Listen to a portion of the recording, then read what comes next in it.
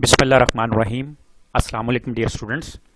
I am Professor Muhammad Bilal, Head of Commerce Department, Apex Group of Colleges, Tasca Campus. Dear students, आज हम लोग principles of commerce में phase number 5 जो है उसमें category A के जो स्टूडेंट्स हैं इंशाल्लाह उनके क्वेश्चन पेपर को डिस्कस करेंगे। तो डियर स्टूडेंट्स, हमारे जो फेज नंबर 5 है इसमें आपका जो सिलेबस है वो आपका चैप्टर नंबर 5, चैप्टर नंबर 6, 7 और 8, तो ये 4 जो चैप्टर्स थे ये आपके फेज नंबर 5 में इंक्लूडेड हैं। डियर स्टूडेंट्स, सबसे पहले हम डिस्कस करेंगे कि जो हमारे कैटेगरी ए के स्टूडेंट्स हैं उनका जो पेपर है एज पर यूजुअल वो फुल मार्क्स का होता है जो कि 75 मार्क्स हैं, और उसमें पहला पोर्शन जो है वो आपका मल्टीपल चॉइस क्वेश्चंस का है, दूसरा आपका शॉर्ट आंसर्स का और तीसरा लॉन्ग क्वेश्चंस का होता है। तो डियर स्टूडेंट्स, शुरू करते हैं हम लोग अपने पहले पोर्शन को और देखते हैं कि हमारे कौन से मल्टीपल चॉइस क्वेश्चन जो है पेपर में गिवन है और उनके करेक्ट आंसर्स कौन से हैं। डियर स्टूडेंट्स, ये आपके सामने आपका क्वेश्चन पेपर है और इसमें अगर आप देखें तो सबसे पहला जो आपका पोर्शन है मल्टीपल चॉइस क्वेश्चंस का, उसमें पहला क्वेश्चन है जी, कंपनी के मालिक जो है वो कौन होते हैं। ठीक है जी, क्या कंपनी के जो मुलाजिम हैं वो मालिक होते हैं, कंपनी के जो तमस्कदार होते हैं वो मालिक हैं, या कंपनी के जो कर्ज ख्वाह होते हैं वो मालिक हैं, या फिर चौथी ऑप्शन है कि कंपनी के जो शेयर होल्डर्स है क्या वो कंपनी के मालिक हैं जिनको हम हिस्सादार कहते हैं। तो असल में कंपनी के जो एक्चुअल ऑनर्स होते हैं वो कंपनी के हिस्सादार हैं, इसलिए यहाँ पे करेक्ट आंसर जो है वो आपका सी वाली ऑप्शन है। उसके बाद है जी कंपनी का इंतजाम चलाने वाले, तो कंपनी का जो लोग निज़ाम चलाते हैं उनको क्या कहा जाता है, क्या हिस्सादार निज़ाम चलाते हैं, क्या जो तमस्कदार होते हैं वो चलाते हैं, या जो कंपनी के बानी हैं वो चलाते हैं। तो बुनियादी तौर पे कंपनी का निज़ाम चलाने के लिए जो है वो नुज़मा या डायरेक्टर्स जो है उनका इंतखाब किया जाता है जो कि कंपनी के इंतजामी मामलात को सरअंजाम देते हैं। तो इसलिए यहाँ पे इसका जो करेक्ट आंसर है वो डी वाली ऑप्शन है। उसके बाद तीसरी जो हमारे पास यहाँ पे कह लें कि स्टेटमेंट गिवन है वो है, कंपनी को सरमाया फ्राहम करने वाले क्या कहलाते हैं। जो लोग कंपनी को सरमाया फ्राहम करते हैं, ठीक है जी, वो कंपनी के मालिक होते हैं, और ऊपर वाले अभी आपने क्वेश्चन में भी देखा कि कंपनी के जो मालिक है उनको हम शेयर होल्डर्स या हिस्सादार कहते हैं। उसके बाद चौथा हमारे पास क्वेश्चन है कि किस कारोबारी तंजीम के आगाज के लिए कानूनी इजाजत दरकार होती है। तो उसमें क्या वाहद मलकीती कारोबार या शराकती कारोबार है, तो इन दोनों के लिए कोई कानूनी जो है वो आपको इजाजत दरकार नहीं, लेकिन जो मुश्तरका सरमाए की कंपनी है उसके लिए आपको कारोबार शुरू करने से पहले कानूनी इजाजत जो है वो लाजमन दरकार होती है। उसके बाद नेक्स्ट है हमारे पास पांचवा क्वेश्चन के जी, मल्टी मेंबर्स प्राइवेट कंपनी में ज़्यादा से ज़्यादा हिस्सेदारों की तादाद कितनी होती है। तो इसमें जो ज़्यादा से ज़्यादा हिस्सेदारों की तादाद है वो 50 की लिमिट है जो कि आपके मल्टी मेंबर्स प्राइवेट कंपनी के अंदर है। उसके बाद जो नेक्स्ट हमारा क्वेश्चन है जी, पब्लिक लिमिटेड कंपनी किसकी फहरिस्त में शामिल होती है। तो पब्लिक लिमिटेड कंपनी जो है ये इसके लिए ज़रूरी होता है कि ये स्टॉक एक्सचेंज जो है उसकी फहरिस्त में शामिल हो, क्योंकि वहाँ पर पब्लिक कंपनीज जो होती हैं उनके शेयर्स जो हैं, हिस्से जो हैं उनकी खरीदो फरोख्त होती है। उसके बाद सातवां क्वेश्चन है जी, कौन सी कंपनी अवाम को हिस्से जारी करती है। तो जो कंपनी अवाम को हिस्से जारी करती है उसके अंदर पब्लिक लिमिटेड कंपनी जो है, ये कंपनी जो है इसको इजाज़त होती है इस बात की कि ये अवाम को जो है वो अपने हिस्से जारी कर सके। उसके बाद जी शाही फरमान के तहत कायम होने वाली कंपनी जो है वो कौन सी होती है। तो शाही फरमान जो है जिन मुल्कों के अंदर जो है वो बादशाहत कायम थी या बादशाह जो होते थे उनके हुक्मों से जो कंपनीज कायम की जाती थी उनको मंशूरी कंपनी जो है वो कहा जाता है, या शाही कंपनी भी कहा जाता है। उसके बाद जो हमारा 9वां क्वेश्चन है वो है, कंपनी का आइन और जवाबित कंपनी जो है ये दोनों अलग अलग दस्तावेजात हैं। ये दोनों एक दूसरे से जो है वो कह लें कि मुखालिफ नहीं होती, लेकिन ये है दोनों अलग हैं। एक जो है वो कंपनी के अंदरूनी निज़ाम के लिए जो है वो बनाई जाती है, और एक जो है वो कंपनी के बाहर के लोगों के साथ जो है उनके ताल्लुकात के लिए जो है वो बनाई जाती है। उसके बाद 10वां क्वेश्चन अगर आप देखें कि किस हिस्से पर कंपनी सबसे पहले मुनाफा देती है। ठीक है जी, तो उसमें जो है वो तरजीही हिस्से जो होते हैं इन पर कंपनी जो है वो मुनाफे की तकसीम के टाइम पे सबसे पहले जो है वो मुनाफा देती है। उसके बाद जी हिस्सादारों को कंपनी सरमायाकारी पर जो मुनाफा देती है उसे हम क्या कहते हैं, उसको हम जो है वो मकसूम या जो है वो डिविडेंड कहते हैं। उसके बाद नेक्स्ट है जी हमारे पास, कंपनी अपने हिस्से जो है वो मंदरजा झैल कीमतों पर फरोख्त कर सकती है। तो उसमें कंपनी जो है वो अपने मालियत के बराबर कीमत पर भी कर सकती है, कटौती पर भी कर सकती है और मुनाफे पर भी कर सकती है, इसलिए करेक्ट आंसर जो है वो यहाँ पे ऑल ऑफ द अबव है। उसके बाद जी ऐसी कंपनी जो पार्लियामेंट या सदर के हुक्म के तहत वजूद में आती है तो उसको हम स्टैट्यूटरी कंपनी या आइनी कंपनी जो है वो कॉल करते हैं। उसके बाद मुजारबा कंपनी में सरमाया लगाने वाला शख्स जो है उसको क्या कहा जाता है। तो मुजारबा कंपनी के अंदर जो शख्स पैसा लगाता है उसको रब्बुल माल कहा जाता है। ऐसे हिस्सेस जो प्रमोटर्स को जारी किए जाएं, तो प्रमोटर्स को जो आमतौर पर हिस्सेस जारी किए जाते हैं उनको हम डेफर्ड शेयर्स या इल्तवाई हिस्सेस जो है वो कहते हैं। डियर स्टूडेंट्स, ये आपका जो है वो पहला पोर्शन है मल्टीपल चॉइस क्वेश्चंस का। आप जो है वो अपने पेपर के साथ इसको मैच कर सकते हैं, जो करेक्ट आंसर्स यहाँ पे हाईलाइट किए गए, और आप अपनी सेल्फ असेसमेंट कर सकते हैं। नेक्स्ट हम मूव करेंगे अपने सेकंड पोर्शन की तरफ, जो कि हमारा है जिसके अंदर हमें यहाँ पे कुछ क्वेश्चंस दिए गए हैं जिनके हमने शॉर्ट आंसर्स जो है लिखने हैं। तो सबसे पहला क्वेश्चन है आपका जी, मुश्तरका सरमाए की कंपनी के कोई से 5 फ़वाइद लिखें। तो मुश्तरका सरमाए की कंपनी के जो फ़वाइद, उनके अंदर जो सबसे बड़ा फ़ायदा होता है, इसमें सरमाया कसीर मिकदार में दस्तियाब होता है क्योंकि हिस्सादार ज़्यादा तादाद में होते हैं। इसका सबसे बड़ा फ़ायदा जो है वो महदूद ज़िम्मेदारी है। इसी तरह से इसकी पायदारी होती है क्योंकि किसी हिस्सेदार के आने जाने से इसकी ज़िंदगी पे कोई फ़र्क नहीं पड़ता। हिस्सस की आसान मुंतकिली से मुराद ये है कि कोई भी हिस्सेदार जो है वो बआसानी बगैर किसी की इजाज़त से अपने हिस्से जो है फ़रोख्त कर सकता है। इसी तरह ये कंपनी, क्योंकि इसके पास सरमाया कसीर मिकदार में होता है, इसलिए ये कंपनी माहिरीन की खिदमात जो है वो हासिल कर सकती है। उसके बाद जी, मुश्तरका सरमाए की कंपनी में जमहूरी तर्ज अमल से क्या मुराद है। तो कंपनी जो होती है मुश्तरका सरमाए की, उसमें जो फैसले होते हैं वो अक्सरियती राय से किए जाते हैं। ठीक है जी, इसमें हर हिस्सेदार को जो है वो अपनी राय देने का इख्तियार होता है। ठीक है, और उसके बाद मेजॉरिटी इज द अथॉरिटी की बुनियाद पर जो है वो फैसला किया जाता है। इसी तरह से जी, मुश्तरका सरमाया की जो कंपनी है वो किस तरह से मुख्तलिफ सरमायाकारी के मौके फराहम करती है। तो उसमें सरमायाकारी के जो मौके फराहम किए जाते हैं उसमें कंपनी जो है ये हिस्सस फ़रोख्त करती है। हिस्सस फ़रोख्त के ज़रिए जो है ये अवाम को सरमायाकारी के मौके फराहम करती है, और इसी तरह से तमस्सकात जारी करके भी ये अवाम को सरमायाकारी के मौके जो है वो फराहम करती है। उसके बाद है जी हमारे पास पब्लिक कंपनी की तारीफ करें। तो पब्लिक कंपनी जो है ये ऐसी कंपनी है जिसमें हिस्सेदारों की जिम्मेदारी जो है वो महदूद होती है, और इसके हिस्से जो हैं वो आसानी से फ़रोख्त किए जा सकते हैं और मुंतकिल किए जा सकते हैं। इसके अलावा इसमें जो हिस्सेदारों की ज़्यादा से ज़्यादा तादाद पर कोई पाबंदी नहीं होती। उसके बाद तरजीही हिस्से से क्या मुराद है। तो इन हिस्से पर जो है वो जब मुनाफा तकसीम किया जाता है तो इन हिस्से पर जो है वो मुनाफा सबसे पहले जो है वो तकसीम किया जाता है। उसके बाद है गैर इज्तमाही हिस्से। तो गैर इज्तमाही हिस्से ऐसे हिस्से होते हैं कि जब मुनाफा जो है वो अगर एक साल नहीं दिया जा सका तो अगले साल जो है वो पिछले साल का मुनाफा ज़ाया हो चुका होगा, और अगले साल सिर्फ आपको अगले नेक्स्ट ईयर का जो है वो एक साल का जो मुनाफा है वो सिर्फ जो है वो आपको दिया जाएगा। उसके बाद नेक्स्ट जो हमारा क्वेश्चन है वो ये है कि जी कंपनी के सरमाए के ज़राए कौन कौन से होते हैं। तो कंपनी जो है वो अपनी बचत के ज़रिए जो है वो सरमाया हासिल कर सकती है, जो अपने हिस्से जारी करके और तमस्सकात जारी करके जो है वो सरमाया इकट्ठा कर सकती है। उसके बाद कंपनी के महफूज सरमाया से क्या मुराद है। तो गैर जो तलबशुदा सरमाया होता है, ठीक है, उसका वो हिस्सा जो कंपनी अपनी किसी नागहानी ज़रूरियात को पूरा करने के लिए महफूज कर लेती है, ठीक है, उसको हम लोग महफूज सरमाया कहते हैं। उसके बाद जी मकसूम से क्या मुराद है। तो मकसूम जो है ये कंपनी अपनी आमदन या मुनाफे में से वो हिस्सा होता है जो हिस्सेदारों को उनके हिस्से में सरमायाकारी के इनाम के तौर पर दिया जाता है। उसके बाद दरमियानी मुद्दत के मकसूम से क्या मुराद है। तो साल के दौरान या साल मुकम्मल होने से पहले जो कंपनी अपने हिस्सेदारों को मुनाफा जारी करती है उसको जो है वो दरमियानी मुद्दत का या अबूरी मकसूम जो है वो कहा जाता है। तमस्सकात से क्या मुराद है। तो कंपनी जो है वो कर्ज ख्वाहों को कर्जे की ज़मानत के तौर पर जो सर्टिफिकेट जारी करती है इसे तमस्सकात कहा जाता है। इसी तरह से आइनी गमनी से क्या मुराद है। तो ये कंपनी किसी मुल्क के पार्लियामेंट के खास कानून या सदर के हुक्म के तहत जो है ये कायम की जाती है। मुजारबा से क्या मुराद है। तो मुजारबा में एक शख्स जो है वो पैसा लगाता है और दूसरा शख्स जो है वो अपनी मेहनत से शामिल होता है। और इसके बाद जो गैर मामूली इजलास से क्या मुराद है। तो ये इजलास कंपनी जो है उसके सालाना और आइनी इजलास के अलावा होता है, और इसमें कंपनी किसी खास मसले को हल करने के लिए जो है वो बुलाया जाता है इस इजलास को। उसके बाद कंपनी की जो आइनी रिपोर्ट है, कंपनी की ज़िंदगी में जो पहला इजलास हिस्सेदारों का होता है उससे जो है वो आइनी इजलास कहा जाता है, और उसमें कंपनी जो है वो अपने मामलात के बारे में जो रिपोर्ट हिस्सेदारों को प्रेजेंट करती है उसको आइनी रिपोर्ट कहा जाता है।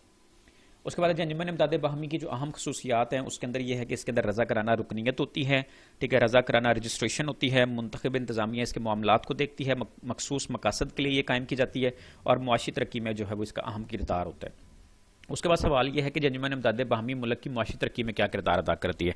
तो अंजुमन इमदाद बाहमी जो होती है ये आमतौर पर जो छोटा तबका है उन अफराद के लिए कायम की जाती है, और उन लोगों के ये म्यार ज़िंदगी को बेहतर करती है। जब आम अफराद जो है उनका म्यार ज़िंदगी बेहतर होता है तो इससे जो है वो मुल्क में जो है वो मुआशी तरक्की जो है वो बेहतर होती है।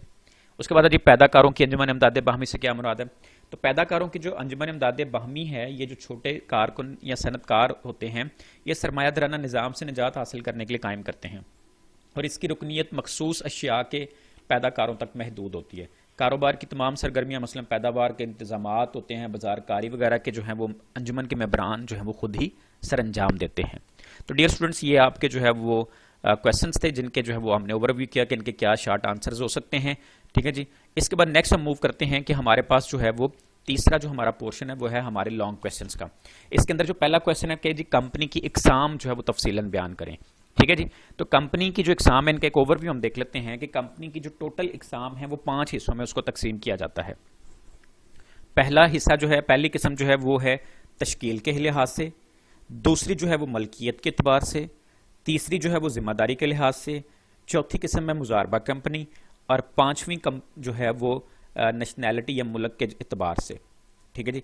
अब उसमें जो कंपनी है आपकी अकॉर्डिंग टू द इनकॉर्पोरेशन या जिसमें कंपनी जो है उसकी तश्कील के लिहाज से, तो तश्कील के लिहाज से 3 तरह की कंपनीज जो हैं वो इस वक्त दुनिया के अंदर एग्जिस्ट कर रही हैं। एक है चार्टर्ड कंपनी जो किसी मुल्क के बादशाह जो है उसके हुक्म के तहत जो है वो कायम की जाती है। ठीक है। जिन मुल्कों के अंदर बादशाहत का निज़ाम था या ठीक है जी, तो उन मुल्कों में जो कंपनीज जो है वो कायम की गई उन बादशाहों के खास हुक्मनामों के तहत उनको जो है वो चार्टर्ड कंपनी या जो है वो मंशू जो है वो शाही कंपनी कहा जाता है। अब इसकी बड़ी common example east India company है। उसके बाद स्टैट्यूटरी कंपनी होती है, ये आईनी कंपनी है। आईनी कंपनी से मुराद जो किसी मुल्क के पार्लियामेंट या जो उस मुल्क के सदर हैं उनके जो है वो किसी खास हुक्म के तहत जो है वो कायम की जाए। पाकिस्तान के अंदर जो है इसकी example state bank, bank of Pakistan है, ज़राई तरक्याती बैंक है और वापडा वगैरह के जो इदारे हैं ये जो है वो आईनी कंपनियां कहलाते हैं। इसी तरह से रजिस्टर्ड कंपनी है, ये आमतौर पर कंपनियां जो होती हैं, ये जो मुल्क के अंदर इस वक्त कंपनीज का कानून है कंपनीज एक्ट 2017, उसके तहत जो कंपनी मुल्क के अंदर कायम की जाएगी उसको हम रजिस्टर्ड कंपनी कहते हैं। उसके बाद अगर हम बात करें कि जी मलकियत के एतबार से, तो मलकियत के एतबार से पब्लिक लिमिटेड कंपनी है। ठीक है जी, जिसमें आम अफराद जो है वो इसके मालिक होते हैं। ये कंपनी जो है इसमें कम अज़ कम 7 जो है वो मालिक होते हैं और ज़्यादा से ज़्यादा मालिकों की तादाद पे कोई पाबंदी नहीं है। इसी तरह से इस कंपनी के जो शेयर्स हैं वो आसानी से खरीदे और बेचे जा सकते हैं। ठीक है जी, इसमें आम अफराद जो है वो इसके मालिक होते हैं। प्राइवेट लिमिटेड की अगर बात करें प्राइवेट कंपनी की, तो उसके अंदर 2 इकसाम है, एक मल्टी मेंबर्स है और एक सिंगल मेंबर है। सिंगल मेंबर के अंदर जो है महदूद जिम्मेदारी के एडवांटेज से फ़ायदा लेने के लिए कानून की तरफ से जो है वो इजाज़त है कि एक अकेला फ़र्द भी जो है वो कंपनी की तश्कील कर सकता है, जिसको हम सिंगल मेंबर कंपनी कॉल करते हैं। इसके नाम के साथ जो है वो सिंगल मेंबर लिखा जाता है। इसके मुकाबले में मल्टी मेंबर्स होती है जिसमें कम अज़ कम 2 मेंबर और ज़्यादा से ज़्यादा 50 जो है वो अफराद होते हैं। इसके नाम के साथ जो है वो प्राइवेट लिमिटेड लिखा जाता है। इसमें जो है वो बुनियादी तौर पे इसमें और पब्लिक में फ़र्क सिर्फ ये होता है कि इसके जो है वो आम आवाम में से लोग जो है वो इसके मेंबर नहीं बन सकते। इसके शेयर्स की जो है वो आज़ादाना जो है वो खरीदो फरोख्त नहीं हो सकती। उसके बाद नेक्स्ट अगर आप देखें हमारे पास गवर्नमेंट कंपनी है। गवर्नमेंट कंपनी ऐसी कंपनी होती है जिसके 50% या मोर देन 50% शेयर्स जो है वो हुकूमत वक्त के पास हों। ठीक है जी, जैसा कि पंजाब सीड कॉरपोरेशन है, पाकिस्तान टेलीविजन कॉरपोरेशन है। इसी तरह से होल्डिंग कंपनी वो कंपनी होती है जो किसी दूसरी कंपनी के 50% से ज़्यादा के शेयर्स जो है वो होल्ड कर रही हो। आपके पास जो है वो अगर किसी दूसरी कंपनी के 50% से ज़्यादा शेयर है तो आप होल्डिंग कंपनी होंगे उस दूसरी कंपनी में। उसके बाद जी सब्सिडरी, ठीक है जी, ज़िमनी कंपनी हम इसको कॉल करते हैं। तो अगर आपके पास किसी दूसरी कंपनी के 50% से मोर देन शेयर्स हैं तो वो कंपनी जो है वो आपके लिए जो है वो सब्सिडरी कहलाएगी, आप उसके लिए जो है वो होल्डिंग कंपनी कहलाएंगे। उसके बाद अगर हम देखें कि हमारे पास जो है वो लाइबिलिटी के एतबार से जो इकसाम है उसमें लिमिटेड बाय शेयर्स है। ठीक है जी, इसमें आपकी जिम्मेदारी सिर्फ उन शेयर्स की रकम तक होती है जिसमें जो है वो आपने जितनी रकम के शेयर्स खरीदे होते हैं। ठीक है, आप सिर्फ उतना नुकसान बर्दाश्त करेंगे। लिमिटेड बाय गारंटी की अगर देखी जाए तो उसमें यह होता है कि अगर आपने जितनी रकम जो है वो गारंटी के तौर पे कही है, नुकसान होने की सूरत में आप उतनी रकम के ही सिर्फ जिम्मेदार होंगे। उसके बाद अनलिमिटेड कंपनी जिसमें जो है वो हिस्सेदारी गैर महदूद होती है, ये प्रैक्टिकली कंपनी उस तरह से एग्जिस्ट नहीं करती। उसके बाद मुजारबा कंपनी है। इसमें जो है वो मुजारबा ऐसी कंपनी है जिसके अंदर एक शख्स जो है वो पैसा लगाता है और दूसरा शख्स जो है वो अपनी खिदमात के जरिए इसमें जो है वो शामिल होता है। इस तरह से अगर हम नेक्स्ट देखें हमारे पास है जी अकॉर्डिंग टू द नेशनैलिटी, ठीक है जी, कौमियत के अतबार से हमारे पास एक पाकिस्तानी कंपनी और एक फॉरेन कंपनी है। पाकिस्तानी कंपनी वो होती है जिसमें जो है वो उसके ऑनर्स या उसका जो रजिस्टर्ड ऑफिस है वो पाकिस्तान से बिलोंग करता हो। ठीक है जी, और फॉरेन कंपनी वो है जिसका रजिस्टर्ड हेड ऑफिस जो है वो आउटसाइड द पाकिस्तान हो, तो ऐसी कंपनी को हम फॉरेन कंपनी जो है वो कॉल करते हैं। उसके बाद डियर स्टूडेंट्स जो नेक्स्ट आपका क्वेश्चन है वो है कंपनी के खात्मे के मुख्तलिफ तरीकों को ज़ेर बहस लाएं। तो उसमें 3 जो है वो मुख्तलिफ तरीके हैं जिनके तहत आप एक कंपनी जो है उसको ख़त्म कर सकते हैं। एक है जी बजरिया अदालत, एक है रज़ाकराना खात्मा और एक है अदालत की ज़ेर निगरानी। अब जो बजरिया अदालत है उसमें यह है कि अगर आपने कंपनी को ख़त्म करने के लिए कोई जो है वो खुसूसी करारदाद पास की है तो उसके बाद जो है वो अदालत के ज़रिए जो है उस कंपनी को ख़त्म किया जा सकता है। उसके बाद स्टैट्यूटरी मीटिंग, अगर कंपनी जो है वो वक्त पर उसने अपनी स्टैट्यूटरी मीटिंग जो है वो कॉल नहीं की, आईनी इजलास नहीं बुलाया और आईनी रिपोर्ट जो है वो जमा नहीं करवाई, तो उसके वजह से भी कंपनी को जो है वो ख़त्म किया जा सकता है। इसी तरह से अगर कंपनी जो है वो उसको जो है वो कारोबार शुरू करने का जो है वो सर्टिफिकेट मिल गया है, लेकिन उसके बाद 1 साल गुजर चुका है और उसने अपने कारोबार को शुरू नहीं किया, तो इस सूरत में भी जो है वो कंपनी को अदालत के जरिए ख़त्म कर दिया जाता है। उसी तरह से नंबर ऑफ़ मेंबर्स की अगर हम बात करें कि अगर जो कंपनी है उसके पब्लिक लिमिटेड की सूरत में अगर उसके मेंबर्स जो हैं वो 7 से कम हो गए हैं और प्राइवेट की सूरत में 2 से कम हो गए हैं, तो ऐसी सूरत में भी अदालत के जरिए जो है उसको ख़त्म किया जा सकता है। उसके बाद नेक्स्ट है जी हमारे पास कि अगर कंपनी जो है वो अपने कर्जदार नहीं कर पाती, तो उस सूरत में भी जो है वो कंपनी को अदालत के जरिए ख़त्म कर दिया जाता है। इसी तरह से अदालत जो है वो अगर किसी मामले में जो है वो समझती है कि ये कंपनी जो है वो अपने मामलात को बेहतर तरीके से नहीं अदा कर रही, तो ऐसी सूरत में भी अदालत जो है वो कंपनी को ख़त्म करने का हुक्म जारी कर सकती है। और अगर कंपनी जो है वो अनलिस्टेड हो गई है, गैर फहरिस्ती हो गई है और उस जो है वो स्टॉक एक्सचेंज की फहरिस्त से उसका नाम निकाल दिया गया है, तो ऐसी सूरत में भी जो है वो कंपनी को अदालत ख़त्म करने का हुक्म जारी कर सकती है। उसके बाद रज़ा कराना जो खात्मा है उसमें जो है वो हिस्सादारों की मर्ज़ी से या फिर जो है वो कर्ज ख्वाहों की मर्ज़ी से भी जो कंपनी को ख़त्म किया जा सकता है। उसका तरीकाकार के अंदर ये है कि वो हिस्सादार जो है वो एक डिक्लेरेशन देते हैं, ठीक है जी, और उसके बाद एक मीटिंग कॉल होती है जिसके अंदर जो है वो लिक्विडेटर कंपनी को ख़त्म करने वाला जो होता है उसको अपॉइंट किया जाता है और उसके बाद जो एक फाइनल मीटिंग करके कंपनी के मामलात को जो है वो ख़त्म कर दिया जाता है। इसी तरह से सेम इसका तरीकाकार जो है वो कर्ज ख्वाहों की सूरत में भी है। इसी तरह से जो है वो कंपनी जो है उसको अदालत के ज़ेरे निगरानी भी ख़त्म किया जा सकता है और उसमें जो है वो तरीकाकार ये होता है कि अगर जो आपने लिक्विडेटर अपॉइंट किया है, ठीक है, वो शख्स अगर अपनी जिम्मेदारियां जो है वो पूरी तरह से नहीं अदा कर पा रहा, ठीक है, ऐसी सिचुएशन में भी जो है वो कंपनी जो अदालत होती है वो अपनी ज़ेरे निगरानी कंपनी जो है उसको ख़त्म करने का जो है वो जिम्मेदारी अपनी ज़ेरे निगरानी से अंजाम देती है। तो इस तरह से ये आपका क्वेश्चन है, इसको जो है वो आप अपनी बुक के साथ जो है वो मैच कर सकते हैं। तीसरा जो हमारा क्वेश्चन है वो है अंजुमन इमदाद बाहमी की जो है वो तारीफ़ करें और अंजुमन इमदाद बाहमी जो है उसकी हमने खसूसियात जो है उनको डिस्कस करना है। तो बुनियादी तौर पे जो अंजुमन इमदाद बाहमी है ये एक ऐसा इदारा है जो कि लोगों की फलाह के लिए कायम किया जाता है, ठीक है जी। इसमें लोग जो है वो रज़ा कराना तौर पर अपने वसाइल इकट्ठे करते हैं और वो अपने बाहमी फ़ायदे के लिए जो है वो अपने जो है वो खिदमात सर अंजाम देते हैं, ठीक है। अब इसकी अगर हम खसूसियात की बात करें तो इसमें यह होता है कि इसमें कोई भी शख्स जो है वो जो जिसकी उम्र 18 साल से ज़ायद है वो इसका मेंबर बन सकता है। इसी तरह से इसकी जो रजिस्ट्रेशन है वो इसको कोऑपरेटिव सोसाइटीज़ एक्ट, ठीक है जी, 1925 है, उसके तहत जो है इसको रजिस्टर्ड किया जाता है। इसी तरह से अगर आप इसके सरमाए की बात करें तो इसके जो मेंबर्स होते हैं वो इसके मेंबर जब बनते हैं तो वो इसमें जो है वो एक मेंबर जो है वो एक शेयर खरीद कर जो है वो इसका मेंबर बन सकता है या फिर ज़्यादा से ज़्यादा वो ये कर सकता है कि वो इसका 1/5 हिस्सा जो है वो खरीद लेता है। इसी तरह से ये वॉलंटरी एसोसिएशन रज़ा कराना तंजीम होती है, ठीक है जी। इसमें खिदमात जो है वो आप रज़ा कराना तौर पर सर अंजाम देते हैं। इसकी जो इंतज़ामी मामलात होते हैं वो जो एक कमेटी बनाई जाती है वो कमेटी जो है इसके इंतजामी मामलात को जो है वो देखती है। इसी तरह से 1 वोट होता है इसके अंदर कि हिस्सादार जो है उनके पास चाहे शेयर ज़्यादा भी हों लेकिन उनके वोट जो है वो 1 के बराबर ही कंसिडर किया जाएगा। इसका जो बुनियादी मकसद होता है वो होता है ईच फॉर ऑल, ठीक है जी, हर एक सब के लिए है और सब जो है वो हर एक के लिए हैं। इसी तरह से इसका जो मुनाफा तकसीम जो मुनाफा कमाती है, ठीक है जी, अपने हिस्सेदारों में 10% जो है वो अपना मुनाफा तकसीम कर देती है। इसी तरह से इसमें जो मामलात सर अंजाम दिए जाते हैं वो जो है वो ईमानदारी की बुनियाद पर तकसीम जो है वो सर अंजाम दिए जाते हैं। इसी तरह से इसमें नंबर ऑफ़ मेंबर्स की अगर हम बात करें तो कम अज़ कम जो है वो इसमें 30 मेंबर्स होना ज़रूरी है। इसके अंदर जो जिम्मेदारी है वो लिमिटेड होती है, ठीक है जी, और अगर आपने ज़री जो है वो अंजुमन इमदाद बाहमी कायम की है तो उस सूरत में जो है फिर वो आपकी लाइबिलिटी जो है वो, ठीक है जी, वो अनलिमिटेड भी हो सकती है। उसके बाद है जी ऑडिट ऑफ अकाउंट्स है, ठीक है जी। अगर आपकी सोसाइटी जो है वो रजिस्टर्ड है तो फिर उसके लिए आपको जो है वो उसके रिकॉर्ड्स वगैरह मेंटेन करने पड़ते हैं, ठीक है जी, और फिर आपको उसका जो है वो ऑडिट भी करना पड़ता है, जो कि रजिस्ट्रार जो होता है वो आमतौर पर उसका ऑडिट करता है। इसी तरह से उसके जो है वो हिस्सा जो शेयर्स होते हैं वो मेंबर्स के दरमियान ही जो है वो तकसीम किए जा सकते हैं। इसी तरह से ये आमतौर पर अपनी तमाम ट्रांजैक्शन जो है वो कैश पे सर अंजाम देती है, ठीक है, नकद सर अंजाम देती है। इसी तरह से इसमें से जो है वो अगर आप कैपिटल विड्रा करना चाहते हैं तो हिस्सेदार जो है वो अपना हिस्सा जो है वो विड्रा भी कर सकता है और वापस जो है वो दोबारा से भी लगा सकता है। इसी तरह से ये है जी इसकी जो है इसको कंपनी के तर्ज पे चलाया जाता है, ठीक है जी, और इसमें जो है वो ये अपने नाम के साथ जो है वो एग्रीमेंट्स कर सकती है और अपने नाम के साथ जो है वो मामला को सर अंजाम दे सकती है।